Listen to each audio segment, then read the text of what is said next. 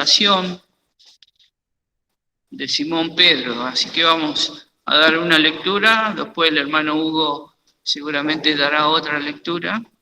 Lucas 22, en la página 97, San Lucas capítulo 22, el verso 31 al 34. San Lucas capítulo 22, verso 31 a 34, en la página 97 del Nuevo Testamento. Y comienza así la lectura de la palabra de Dios. Dijo también el Señor: Simón, Simón, he aquí Satanás os ha pedido para zarandaros como a trigo. Mas yo he rogado por ti que tu fe no falte. Y tú, una vez vuelto, confirma a tus hermanos. Y él le dijo: Señor, pronto estoy a ir contigo aún a cárcel y a muerte. Y él dijo: Pedro, te digo que el gallo no cantará hoy antes que tú niegues 3 veces que me conoces. Señor, bendiga la lectura y meditación de la palabra del Señor. Y ahora le dejo lugar a nuestro hermano Hugo.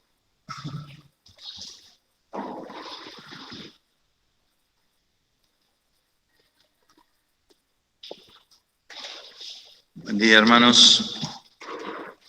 Que el Señor bendecirnos en esta mañana con esta lectura y, como decía Mingo, también vamos a abrir en Mateo capítulo 26, que es la lectura paralela, podríamos decir, la sinopsis del Evangelio referido a esta historia y a los momentos previos y posteriores de estas palabras del Señor Jesús a Pedro. Dice Mateo capítulo 26, verso 31. Mateo 26, 31. Entonces Jesús les dice: todos vosotros seréis escandalizados en mí esta noche, porque escrito está: heriré al pastor y las ovejas de la manada serán dispersas. Mas después que haya resucitado, iré delante de vosotros a Galilea. Y respondiendo Pedro le dijo: aunque todos sean escandalizados en ti, yo nunca seré escandalizado. Jesús le dice: de cierto te digo que esta noche, antes que el gallo cante, me negarás 3 veces. Dícele Pedro: aunque me sea menester morir contigo, no te negaré. Y todos los discípulos dijeron lo mismo. Aquí vemos, en este complemento, podríamos decir, de la lectura que hizo Mingo, algunos detalles más de este relato, este pasaje que es tan conocido, y como he dicho otras veces, la historia del apóstol Pedro es alentadora para nosotros porque en muchos de los aspectos de lo que se relata respecto a su forma de ser, a su carácter y a las circunstancias que le tocó vivir, podemos vernos reflejados, podemos aprender de él y también conocernos a nosotros mismos. En primer lugar, fijémonos que en Lucas habla de una conversación personal con el Señor: Simón, Simón. Y aquí nos dice que todos los discípulos dijeron lo mismo. Es decir que, en cierta manera, ya el mismo relato nos hace la aplicación, porque en todos los discípulos dijeron lo mismo, nos vemos reflejados nosotros también, como discípulos, como creyentes, como seguidores del Señor Jesús, como convertidos. Nos damos cuenta que Pedro tuvo la voz cantante, pero en realidad todos pensaban lo mismo que Pedro. Pedro fue como el representante y también el ejemplo para que el Señor nos haga este relato y nosotros podamos aprender. Pedro escribió muchas veces en sus cartas, que fueron escritas mucho después de este evento. Veamos en la primera carta de Pedro, sin perder el pasaje de Mateo 26. Pedro escribió, por ejemplo, en su primer epístola, capítulo 1, verso 13, por lo cual, teniendo los lomos de vuestro entendimiento ceñidos, con templanza, esperad perfectamente en la gracia que os es presentada cuando Jesucristo os es manifestado.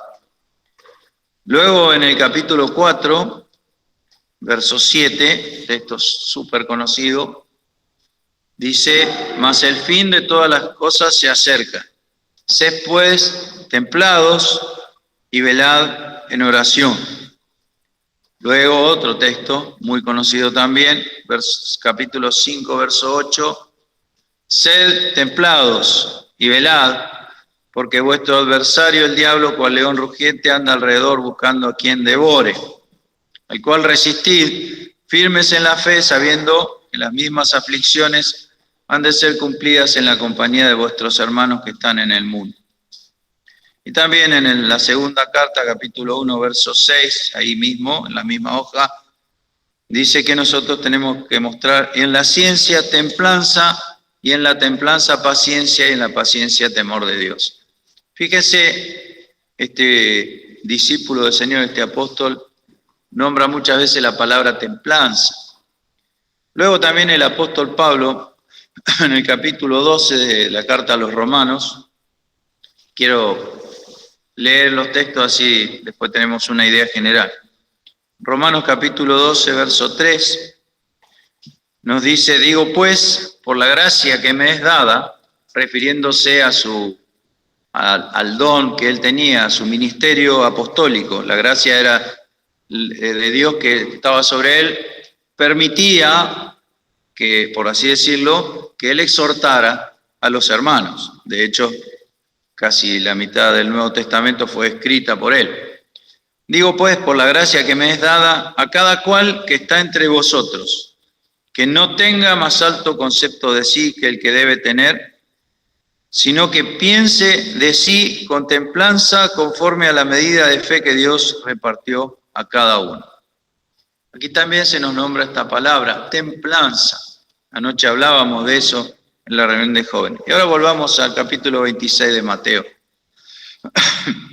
¿Qué es la templanza? La templanza se puede definir como el dominio propio, como la fortaleza, la firmeza de carácter que hace que, sea cual sea las circunstancias, la persona mantenga un equilibrio. Mucho se habla en el mundo y muchos religiosos han tenido templanza que consiguieron a través de entrenamiento y métodos humanos. No es esa la templanza de la cual habla la palabra de Dios, que dice Pedro y que dice el apóstol Pablo. El apóstol Pablo le escribió a Timoteo que el Señor no nos ha dado espíritu de temor, sino de caridad, de fortaleza y de templanza. Es decir que la templanza, como también dice en Gálatas capítulo 5, verso 22, es una manifestación de la presencia del Espíritu Santo en el corazón de los creyentes. La otra templanza, la que se consigue por métodos humanos, como hacen muchas religiones orientales, a través de la meditación y de abstenerse de cosas, es una templanza que llega hasta donde llega todo lo humano y finaliza donde finaliza todo lo humano. La templanza de la cual habla el Señor tiene una medida, un metro, un patrón de comparación que es, como dice Pablo a los Romanos, que acabamos de leer, es la medida de fe que Dios repartió a cada uno. ¿Qué es la medida de fe? ¿Cuál es la medida de fe? Es nada más ni nada menos que aquel que es el autor de la templanza y que la practicó en grado sumo, en la perfección misma que es el Señor Jesucristo. El Señor, entre todas las grandes virtudes que tiene, fue en su paso por la tierra, en su ministerio terrenal, un hombre templado, un hombre que en medio de una tormenta en el mar, cuando el barco parecía hundirse, dijo a los discípulos con toda calma, cuando los discípulos decían, Señor, ¿no tienes cuidado que perecemos? Estaban completamente en el extremo del temor. Eso es no ser templado. El Señor se levantó y dijo, ¿por qué estáis así amedrentados? ¿Cómo es que no tenéis fe? Ahí vemos la templanza del Señor. Infinidad de casos. Cuando trataba con los fariseos que venían a insultarlo, decían, ¿dónde está tu padre? ¿Dónde está tu padre? En el Evangelio de Juan. Haciendo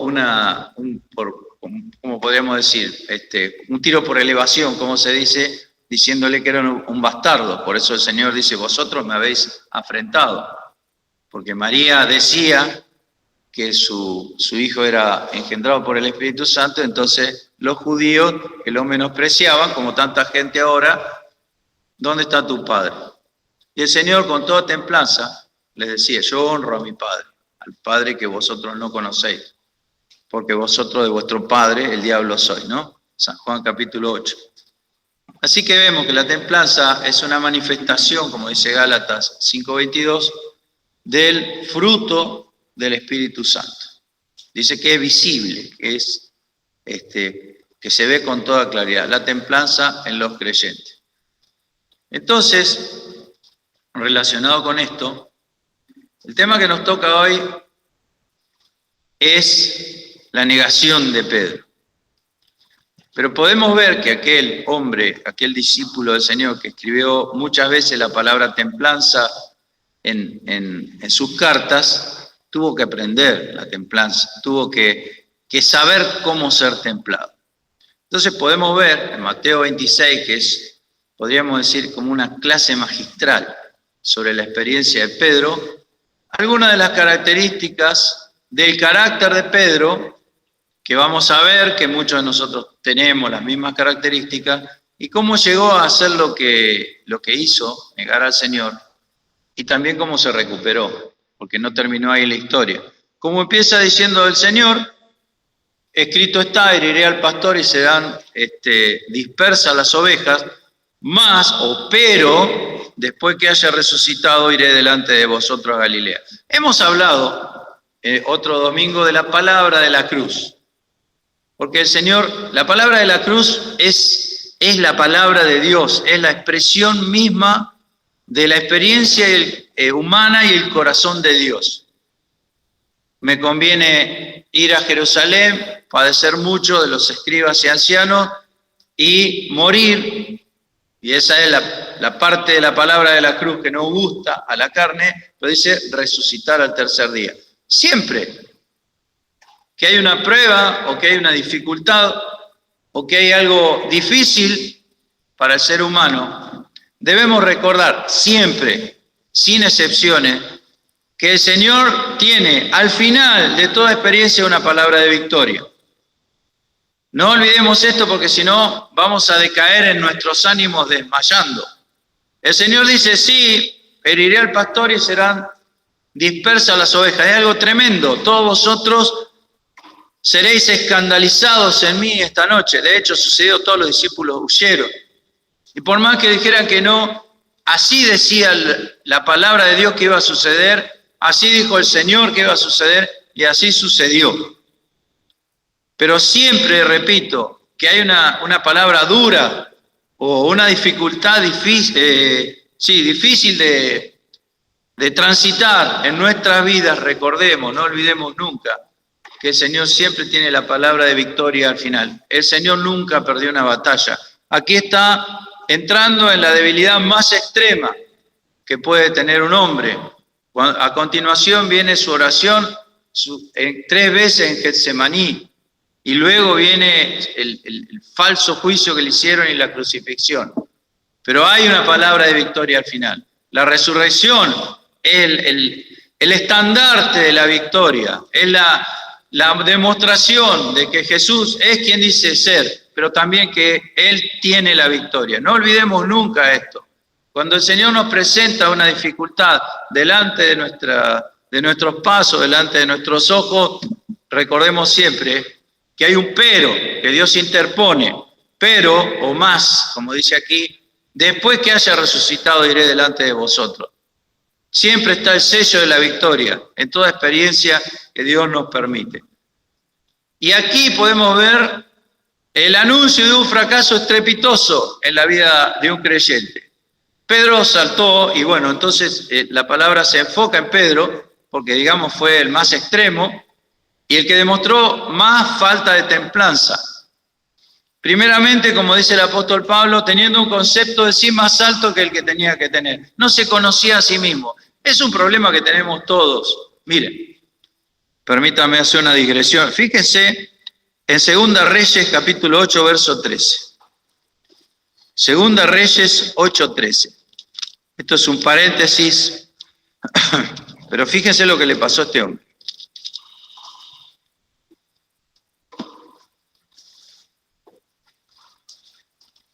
Vamos a leer el 11, para así nos damos cuenta de qué está sucediendo. Eliseo y Hazael.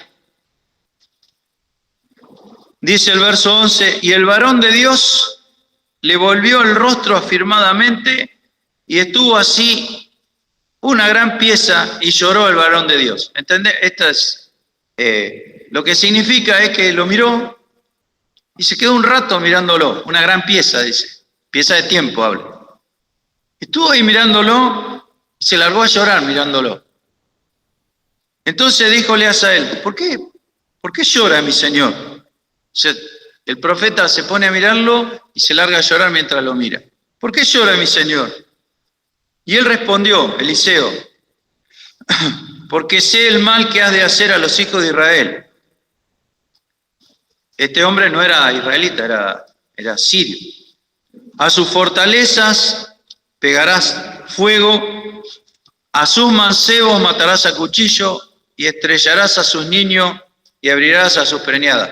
Dios le acaba de mostrar a Eliseo lo que va a pasar con este hombre que está enfrente de él. Por eso llora Eliseo y se queda mirándolo. Dijo, miren las atrocidades que iba a cometer. Iba a quemar todo, iba a matar y estrellarás a sus niños y abrirás a sus preñadas. Tremenda salvajada. ¿Y qué le contestó a Hazael? Y Hazael dijo, ¿por qué? ¿Es tu siervo perro que hará esta gran cosa? De ninguna manera, dice Hazael. Permítame hablarlo en argentino. ¿Qué te pensás? ¿Que soy un perro que voy a hacer semejante barbaridad? Y respondió Eliseo, Jehová me ha mostrado que tú has de ser rey de Siria. De hecho lo fue, ¿no? Obvio, Dios decía, ¿quién se iba a negar? Y dice el 14, y él se partió de Eliseo y vino a su señor, porque él era un siervo del rey de Siria, el cual dijo, ¿qué te ha dicho Eliseo? Y respondió, díjome que seguramente vivirás. O sea, se iba a curar de la enfermedad. Eliseo no va a mentir, así que le dijo la verdad, seguramente te vas a sanar de la enfermedad. Pero este hombre tenía otras intenciones políticas, entonces dice, el día siguiente tomó un paño vasto, un paño rústico, quiere decir, un paño vasto y lo metió en agua y lo tendió sobre el rostro de Ben-Hadad, que era el rey de Siria, y murió y reinó Hazael en su lugar. ¿Qué hizo? Lo asfixió, mojó un trapo rústico, ¿vieron esa lana gruesa? La lana rústica, eso se empapa de agua, parece una esponja, y se lo puso en la cara así y lo mantuvo un rato, y eso fue lo último que se supo del rey de Siria. Iba a vivir, pero este hombre lo mató. Aquel que decía, ¿es tu siervo un perro para que haga semejante cosa? Volviendo a Mateo, nos pasa, ¿no es cierto? Los discípulos no podían creer bajo ningún punto de vista que ellos dentro de un rato después de 3 años y medio de estar con el Señor, iban a salir todos disparando y Pedro iba a negar al Señor. No lo podían creer.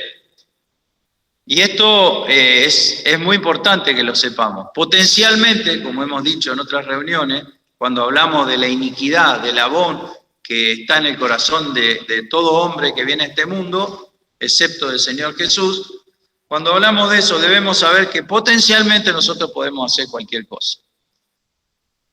Y solamente la gracia de Dios y aquello que Dios nos ha dejado también, que es la conciencia, que es humana, pero que nos refrena de hacer ciertas cosas, aunque sea humanamente. Por eso el mundo no está peor, pero humanamente tenemos potencialmente la capacidad, por así decirlo, o la posibilidad de hacer cualquier cosa. Los discípulos no lo entendían y a nosotros nos cuesta entender. Y el Señor le dice, dentro de un rato, antes que llegue la mañana, antes que el gallo cante, me vas a negar 3 veces a Pedro. Jamás, de ninguna manera, Señor. El Señor decía, hay una profecía que dice esto, está escrito, heriré al pastor y las ovejas de la manada serán dispersas. Aparte dice, Simón, el diablo te pidió para zarandearte. Y aparte dice, yo he orado por ti para que tu fe no falte. Pedro no entendió nada de eso, no creyó nada de eso. ¿Qué deberían haber hecho los discípulos? ¿Qué debería haber hecho Pedro, pienso yo, para no caer como cayó? Tendría que haberse tirado a los pies del Señor a suplicar misericordia para él. Pero él no estaba para eso. Él estaba con la absoluta seguridad de que iba a poder resistir la tentación. El Señor le decía que no, pero él decía que sí. Como también pasó con los hijos de Zebedeo, cuando vinieron con su madre a pedirle, queremos uno de la derecha, otro a la izquierda, ¿se acuerdan? Dice, ¿podéis beber del vaso que yo he de beber y ser bautizado el bautismo con que he de ser bautizado? Podemos. Y de verdad iban a pasar, pero no tenían ni idea de lo que el Señor les estaba mostrando. Ellos no se daban cuenta de lo que iba a pasar. Si no, no hubieran estado tan seguros de que podía. Solo la gracia de Dios nos puede mantener en pie. El Señor dice, bienaventurado aquel que esté en pie cuando venga el Hijo del Hombre. Solo la gracia me puede mantener en pie. Si no, yo caigo estrepitosamente. Pero Pedro cometió, empezando por ahí, por tener un concepto de sí más alto del que debía tener, cometió una seguidilla de errores que se nos relatan en este pasaje y que nosotros debemos cuidarnos, porque el Señor los propone aquí como los síntomas, o como podríamos decir, lo que antecede a una caída. Por empezar, dice, yo no, a mí no me va a pasar. Es como que tenemos todos los números cuando decimos así. A mí no me va a pasar. Y lo más probable es que te pase, porque habla de una autoconfianza que es muy perniciosa en la vida espiritual. Porque el diablo, y esto debemos tenerlo siempre en cuenta, andaba buscando hacerlo caer, le pidió a Dios que lo permitiera probar. ¿Y por qué Dios permitió eso? Satanás te ha pedido. ¿Por qué Dios permitió eso? Porque Dios, aún con la maldad y la iniquidad del diablo y todas sus huestes, puede hacer que esas cosas que nos pasan, esos ataques, también nos limpien de toda esa escoria que llevamos pegada y que solamente a través de las pruebas y de conocernos a nosotros mismos muchas veces es la única manera que Dios tiene de mostrarnos verdaderamente quién somos, pero no solo quién somos, sino quién es Él. Porque el Señor le dice en Lucas, que leyó domingo, dice, tú una vez vuelto, ahí está la palabra de victoria, tú una vez vuelto confirma a tus hermanos. No perdió el llamamiento, no perdió la misericordia de Dios sobre él, todo lo contrario, yo he orado por ti para que tu fe no falte. Y vas a volver quebrantado, y vas a volver triste, y vas a volver amargado, pero vas a volver y yo te voy a perdonar, y te voy a levantar, y voy a hacer que tu vida sea una demostración de lo que es la templanza, y que puedas escribir 4 veces en tus 2 cartas, sed templados, sed templados. Solamente alguien que ha pasado por eso puede escribir eso. Esto, de verdad, hermanos, a mí me toca muy profundamente, porque si hay algo que me falta es templanza. Ayer hablábamos con los chicos en la clase de jóvenes. La templanza es irse a los extremos. O estoy muy enojado, o estoy muy triste, ¿sí? Fíjese Pedro ahí, en el verso 51, sacó la espada y le pegó un sablazo a Malco, ¿no? Dice Juan 18, que era un siervo del pontífice, le cortó la oreja. Ese carácter así impulsivo. Yo no. Y los demás que hagan lo que quieran, pero yo no. Camino al fracaso.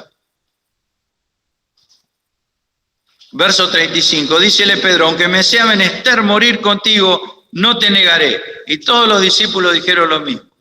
Entonces llegan a Getsemaní, a la prensa del aceite, al lugar donde se fabricaba el aceite, la aldea de Getsemaní. Y dice a sus discípulos, sentados aquí hasta que vaya allí y ore. Y tomando a Pedro y a los dos hijos de Zebedeo, a Juan y Jacobo, comenzó a entristecerse y a angustiarse en gran manera. Entonces Jesús les dice, mi alma está muy triste hasta la muerte. Quedaos aquí y velad conmigo. ¿Qué es velar? Es estar despierto. Quédense despiertos y oren. Yéndose un poco más adelante, se postró sobre su rostro orando y diciendo, Padre mío, si es posible, pase de mí este vaso, pero no como yo quiero, sino como tú. Y volvió, vino a sus discípulos y los halló durmiendo.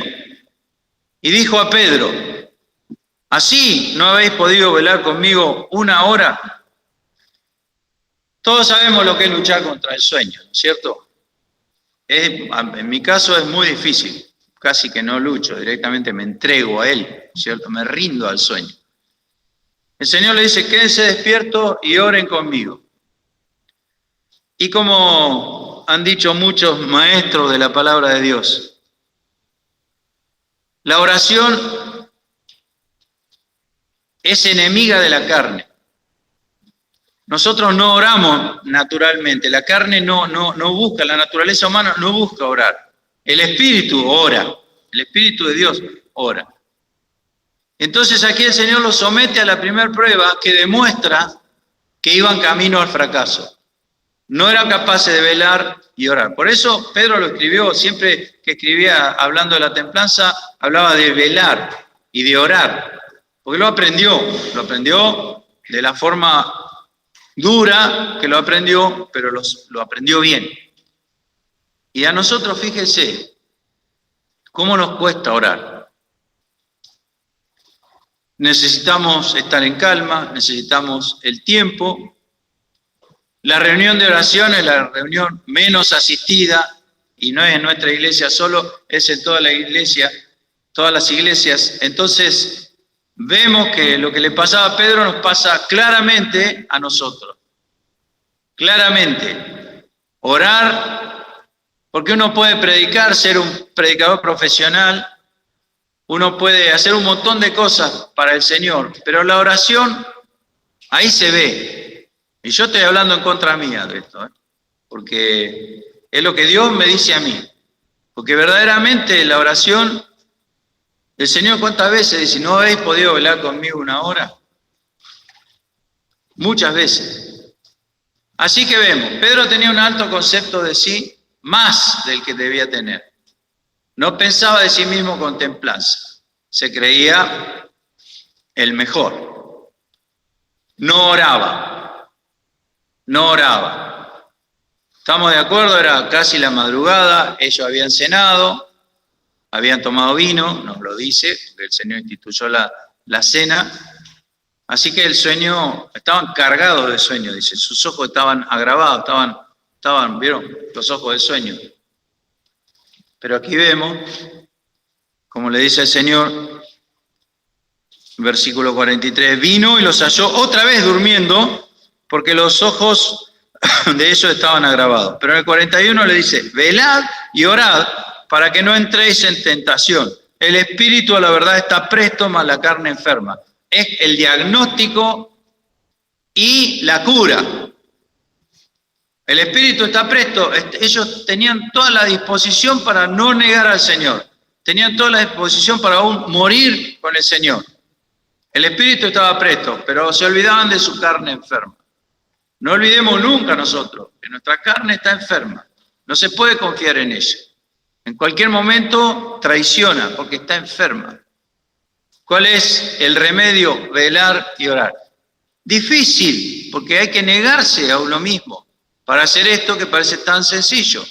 Estar despiertos y orar. Estar atentos y orar. Y aquí también por una lógica de deducción, se nos demuestra que la oración no es solo pedir cosas, ni tampoco es solo agradecer a Dios, porque podemos pedir y agradecer y está bien, pero la oración tiene una profundidad mayor, porque ellos tenían que estar cerca de Dios para que no les pasara lo que les pasó. Así que la oración es algo más que pedir y agradecer, va mucho más allá.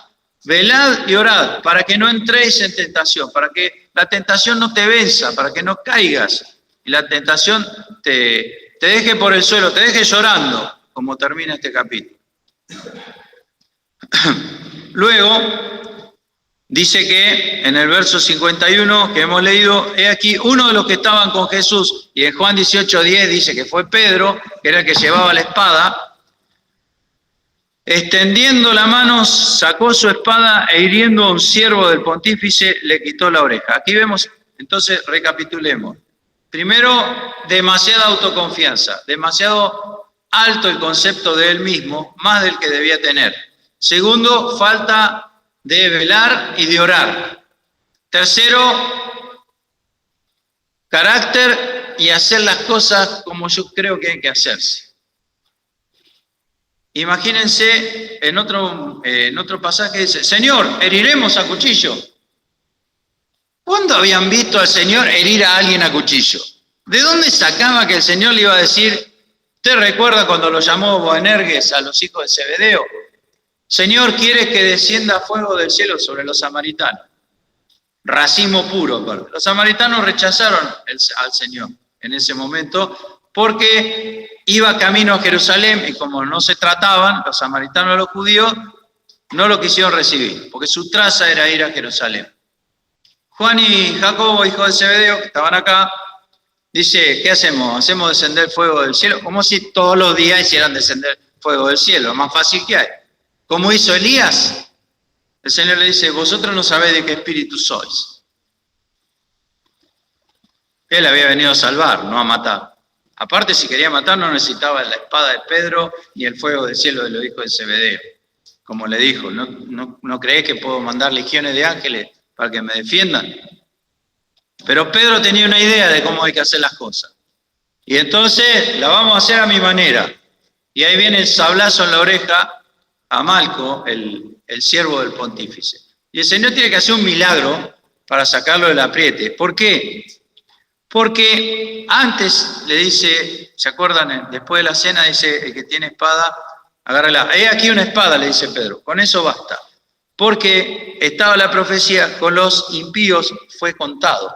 Y nosotros pensamos que habla de la cruz, y es verdad, que habla de la cruz y los dos ladrones, uno a cada lado. Pero también había otra impiedad, otro impío y otros impíos, con lo que fue contado el Señor, que eran los discípulos.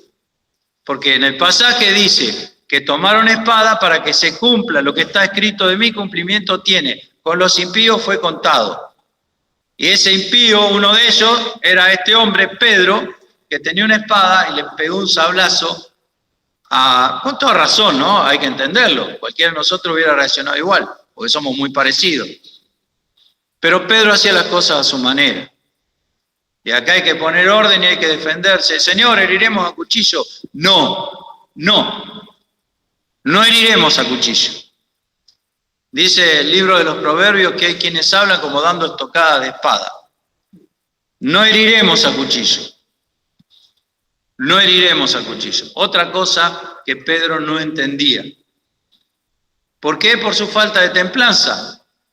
Porque es mansedumbre, templanza. Gálatas 5:22. Entonces sacó la espada, si no fuera porque el Señor, permítame decirlo así, le sacó las papas del fuego, Pedro cometía un homicidio y verdaderamente demostraba que era un impío.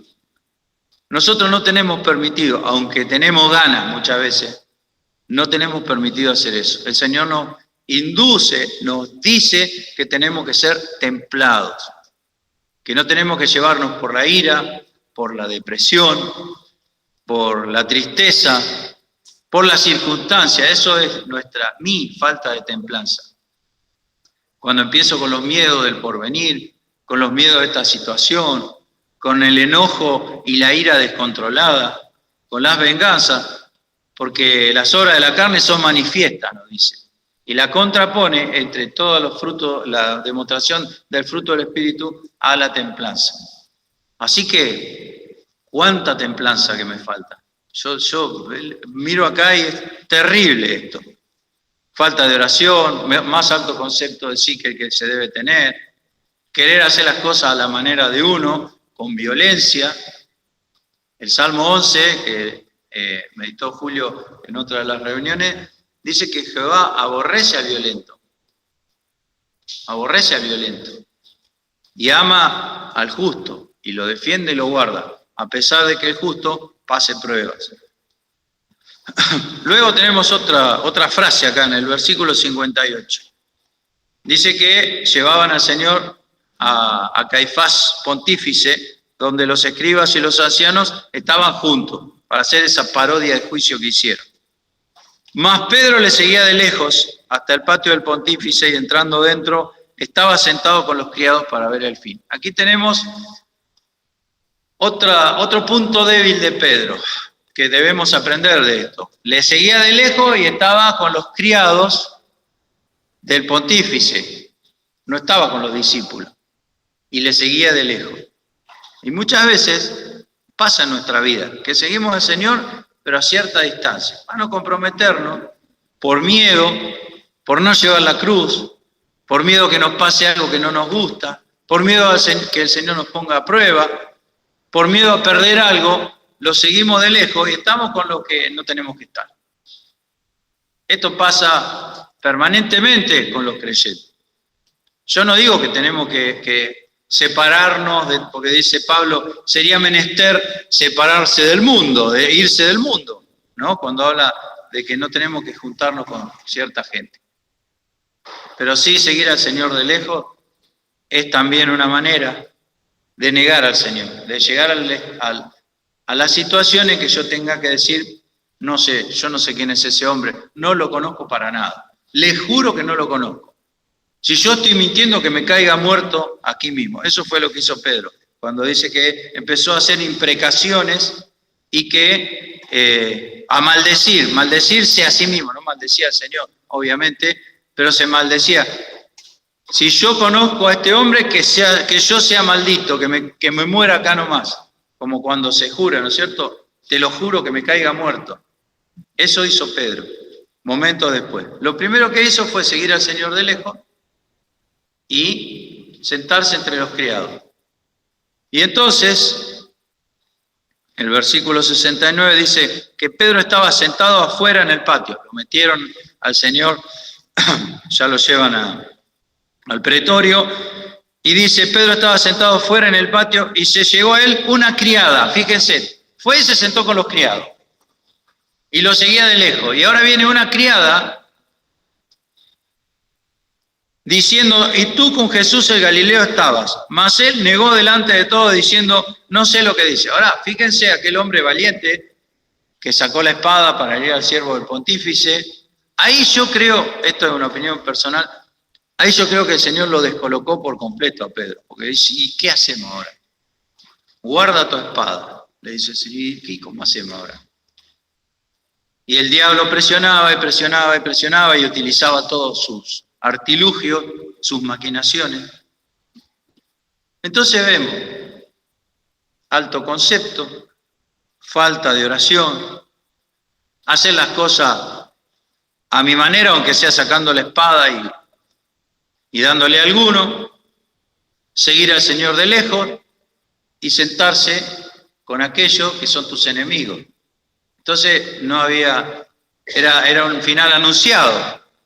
Una criada se levanta y aquel hombre que decía que se comía el mundo y que iba a dar su vida por el Señor, una criada lo acusa y dice, no conozco al hombre.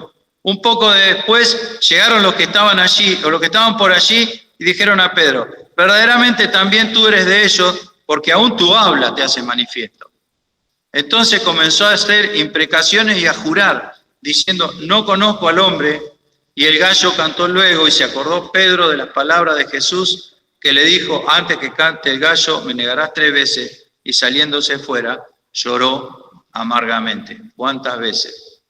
¿Cuántas veces, no? Lloramos amargamente después de haber pecado, cuando el Señor nos advierte que seamos templados, que velemos en oración, que hagamos las cosas como Él quiere, que nos acerquemos a Él, que no lo sigamos de lejos y que no nos juntemos con los criados, ¿no? Con los esbirros de los malos, con aquellos que siguen al mal. Pero como dije al principio, el Señor siempre tiene una nota de victoria, porque Él le había dicho, tú una vez vuelto, tenía que exhortar, alimentar al pueblo.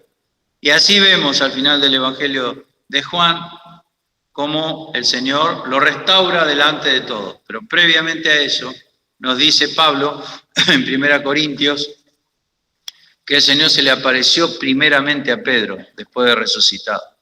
Y como hemos dicho en otra oportunidad, y todos sabemos, nunca, jamás se supo lo que pasó entre ese encuentro personal del Señor Jesús con Pedro. Podemos imaginarnos, pero todo va a ser conjetura, porque ese encuentro personal, después de resucitado, el Señor se le aparece a Pedro y no lo contó Pedro, no lo relata ninguno de los evangelistas. Solo Pablo lo menciona como un hecho de que antes que a nadie el Señor se le apareció a Pedro.